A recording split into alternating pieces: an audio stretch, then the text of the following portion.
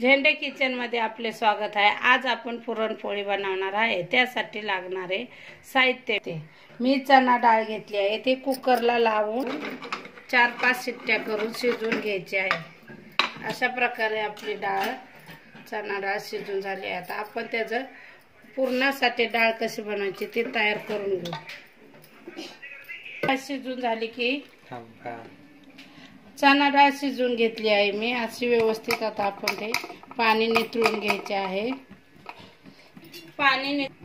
चणा डाळ अशी पुरण करण्यासाठी व्यवस्थित अशी करून घ्यायची आहे। थोडीशी डाळ आपण आमटी करण्यासाठी भी साईडला काढून ठेवायची।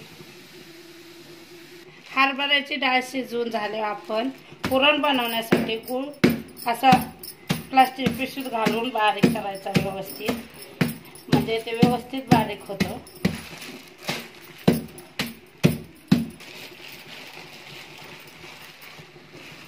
बारीक झालेला गूळ आपण शिजलेल्या हरभऱ्याच्या डाळीत टाकणार आहे पुरण बनवण्यासाठी। तुम्हाला जसा पाहिजे गोड तसे तुम्ही करू शकता तुमच्या चवीनुसार।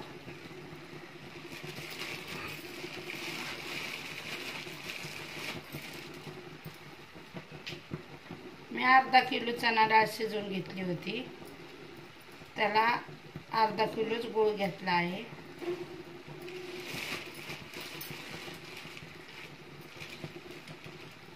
अशा प्रकारे आपण व्यवस्थित पुरण बनवून घेणार आहे।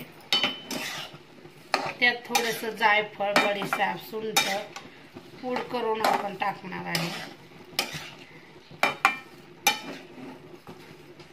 प्रकारे व्यवस्थित हलवून घ्यायचे, म्हणजे गूळ व्यवस्थित वितळतो।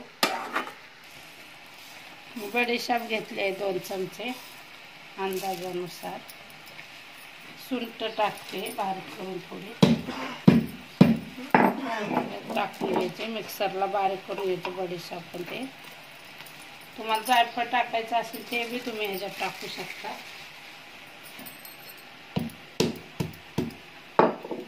जायफळ मी थोडे टाकले आहे।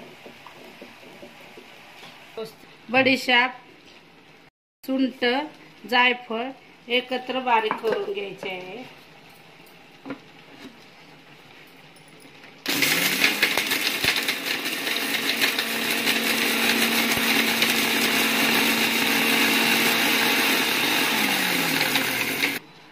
असं व्यवस्थित बारीक झाले की आपण त्याला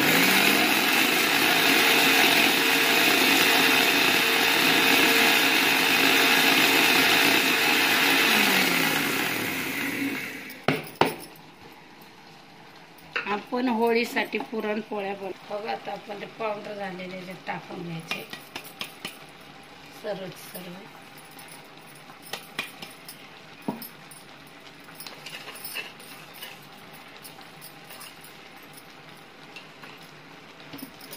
व्यवस्थित हलवून घ्यायचे।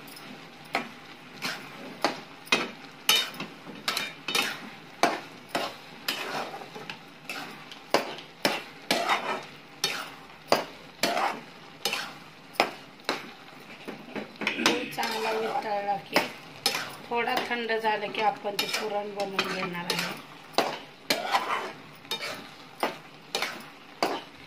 अशा प्रकारे आपली पुरणाची डाळ तयार झाली आहे। आता आपण ते पुरण करून घेऊया। पुरण आपले डाळ अशी तयार झाली आहे। आता आपण अशा प्रकारे ते चाळणीत घ्यायचे आणि व्यवस्थित अशा वरोट्याने, किंवा तुम्ही वरोटा नसेल तर तुम्ही तांब्याने बी बनवू शकता।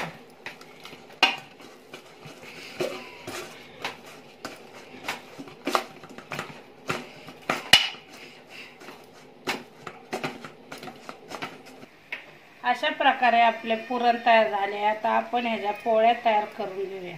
आपण गव्हाचं पीठ अशा प्रकारे मळून घेतले, मी त्यात थोडेसे तेल टाकून पीठ मळून घेतले आहे। आता आपण पोळी तयार करू। बनवण्यासाठी मी अशा प्रकारे उंडा घेतला आहे। आता आपण तो व्यवस्थित थोडासा पीठ लावून लाटून घ्यायचा आहे अशा प्रकारे। मी आता त्यात पुरण भरणार आहे। अशा प्रकारे पुरण भरून घ्यायचे आहे। तुम्हाला जसे पाहिजे तसे पुरण भरू शकता। मी असे पुरण भरून आता आपण ते असं व्यवस्थित गोल करून घ्यायचे आहे।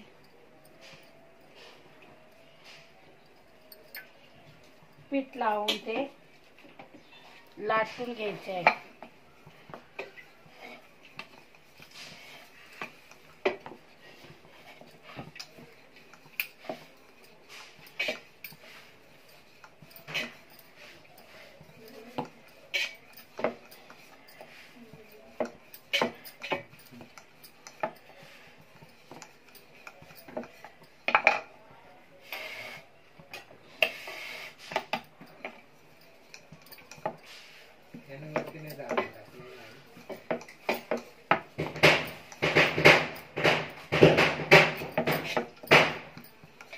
अशा प्रकारे आपली पोळी लाटून झाली आहे। मी गॅसवर तवा गरम करायला ठेवला होता।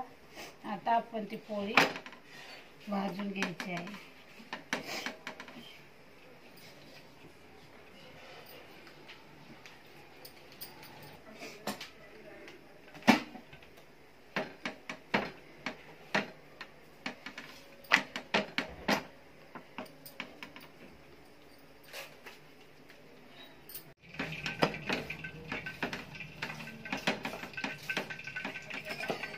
तुम्ही तूप भी लावू शकता। मी तेल लावते कारण तुपाने आळते म्हणून मी तेलच लावून घेते पोळ्यांना।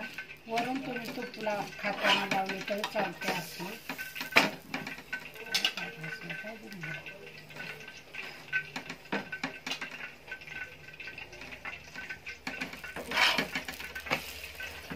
अशा प्रकारे आपले पुरणाचे पोळे किती छान व्यवस्थित फुगले आहेत।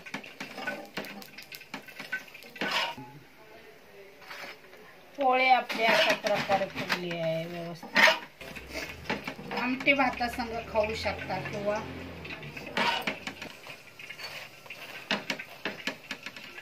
अशा प्रकारे आपली पोळी तयार झाली आहे।